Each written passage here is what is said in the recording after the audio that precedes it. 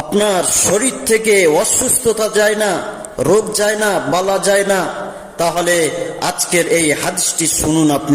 আপনার অনেক কাজে আসবে। আপনার বাচ্চার সব সময় শরীর খারাপ, ডাক্তার দেখিয়ে দেখিয়ে হয়রান পেরেশান হয়ে যাচ্ছেন, তাহলে এই দোয়াটি মুখস্থ রাখেন। মুখস্থ করে আপনার শরীরে, আপনার বাচ্চার শরীরে ফুঁক দেন। তাহলে চলেন হাদিসটি বলি।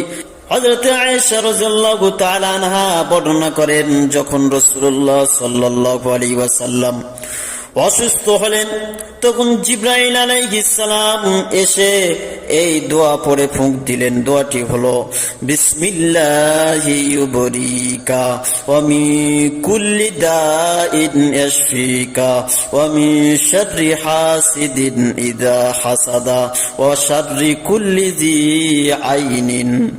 রাসূলুল্লাহ সাল্লাল্লাহু আলাইহি ওয়াসাল্লাম সাথে সাথে সুস্থ হয়ে উঠে গেলেন।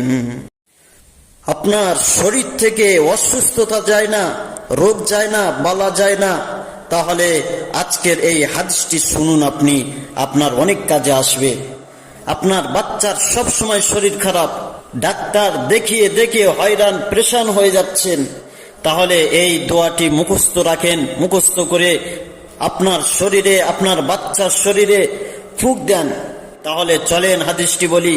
হযরত আয়েশা রাদিয়াল্লাহু তাআলা আনহা বর্ণনা করেন, যখন রাসূলুল্লাহ সাল্লাল্লাহু আলাইহি ওয়াসাল্লাম অসুস্থ হলেন, তখন জিবরাইল আলাইহিস সালাম এসে এই দোয়া পড়ে ফুঁক দিলেন। দোয়াটি হলো, বিসমিল্লাহি ইউবরিকা ওয়া মিন কুল্লি দাইন ইয়াশফিকা ওয়া মিন শাররি হাসিদিন ইযা হাসাদা ওয়া শাররি কুল্লি যী আইনিন। রাসূলুল্লাহ সাল্লাল্লাহু আলাইহি ওয়াসাল্লাম সাথে সাথে সুস্থ হয়ে উঠে গেলেন।